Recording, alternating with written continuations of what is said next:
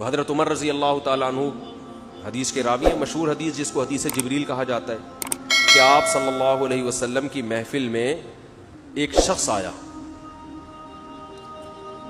اور کیا تھا؟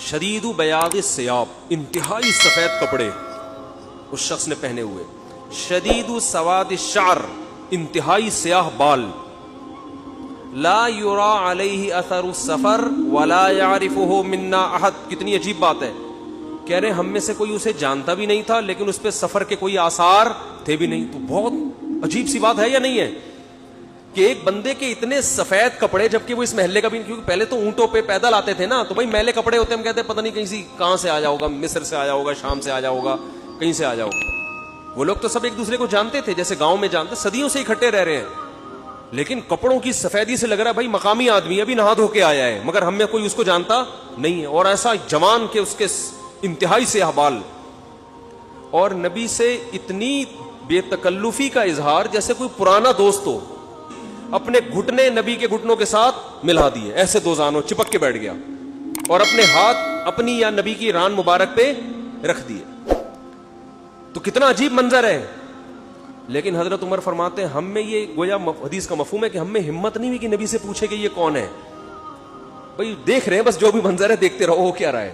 بھائی نبی جب نہ اس کو ڈانٹ رہے ہیں نہ اسے کچھ کہہ رہے ہیں، ہوگا کچھ ہمیں نہیں پتا۔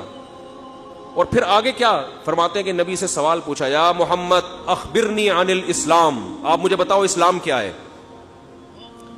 تو آپ صلی اللہ علیہ وسلم نے بتانا شروع کیا، الاسلام ان تشہد ان لا الہ الا اللہ وان محمد رسول اللہ۔ سب صحابہ بیٹھے ہوئے ہیں، سب یہ منظر دیکھ رہے ہیں، مگر کسی کی ہمت نہیں ہے کہ وہ نبی کی مجلس میں پوچھ لیں۔ بھئی چپ کر کے دیکھتے رہو کیا ہو رہا ہے۔ ہم ہوتے 20 دفعہ ہم درمیان میں پہلے اس کو گریبان سے پکڑ کے باہر نکالتے ہیں، تو ہے کون، کس سے پوچھ کے آیا ہے، اور تو پہلے بتا، تو تیرے کپڑوں پہ نہ کوئی اثر ہے، تو جن تو نہیں ہے کہیں۔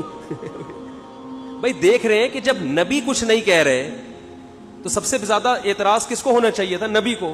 تو نبی ہم سے زیادہ جانتے ہیں، تو جب وہ خاموش ہے تو ہم بھی کیا کریں؟ چپ کر کے بیٹھے رہے، آرام سے خاموشی سے بیٹھے رہے۔ اور پھر کتنا عجیب منظر کہ گھٹنے نبی کے گھٹنوں مبارک کے ساتھ ملا کے پوچھ رہے ہیں کہ اخبرنی عن الاسلام، آپ بتاؤ مجھے اسلام کیا ہے۔ تو آپ نے فرمایا اسلام یہ ہے کہ گواہی دو کہ اللہ کے سوا کوئی عبادت کے لائق نہیں، اور محمد صلی اللہ علیہ وسلم اللہ کے بندے اور رسول ہیں، وَتُقِيمَ الصَّلَاةَ وَتُؤْتِيَ الزَّكَاةَ وَتَصُومَ رَمَضَانَ وَتَحُجَّ الْبَيْتَ إِنِ اسْتَطَعْتَ إِلَيْهِ سَبِيلًا۔ رمضان زکات دو، رمضان کے روز نماز قائم کرو، زکات دو، رمضان کے روزے، اور استطاعت ہے تو حج کرو۔ فرماتے ہیں اس نے کہا صدقتا، اے محمد آپ نے سچ کہا۔ حضرت عمر کہتے ہیں ہمیں اور عجیب، فعجبنا یسألہ ویصدقہ، بھئی سوال بھی پوچھ رہا ہے اور خود ہی کہہ رہا ہے سچ کہا، تو یہ تو امتحان لینے کے لیے آیا ہے، اور امتحان کس کا ہو رہا ہے؟ معاذ اللہ پیغمبر صلی اللہ علیہ وسلم کا۔ بھئی جو سوال پوچھتا ہے وہ یہ تو نہیں کہتا کہ آپ نے جواب بالکل صحیح دیا ہے، اس کا مطلب آپ کو تو پہلے سے پتا تھا، تو پوچھ کیوں رہے ہیں ہم سے؟ لیکن کسی صحابی میں یہ ہمت نہیں ہو رہی کہ نبی کے محفل میں سوال پوچھیں کہ یا رسول اللہ جب یہ پوچھا کیوں اس نے، یہ تو معاذ اللہ آپ کا امتحان لینے آیا گویا۔ پھر اس نے پوچھا، جبریل، وہ بعد میں پتا چلا وہ فرشتے جبریل علیہ السلام تھے، پھر پوچھا کہ مل ایمان کیا ہے، مل ایمان۔ تو انہوں نے آپ صلی اللہ علیہ وسلم نے فرمایا ایمان یہ اللہ پر، اس کی کتابوں پر، اس کے رسولوں پر، اس کے فرشتوں پر، آخرت کے دن پر، تقدیر پر ایمان لایا جائے۔ صدقتا، سچ کہا۔ پھر انہوں نے پوچھا کہ احسان کیا ہے، پھر آپ نے فرمایا تعبد اللہ کأنک تراہ فإن لم تکن تراہ فإنہ یراک، اللہ کی ایسے عبادت کرو جیسے تم دیکھ رہے ہو، کیونکہ وہ تو تمہیں دیکھ رہا ہے۔ صدقتا، اس نے کہا بالکل سچ کہا۔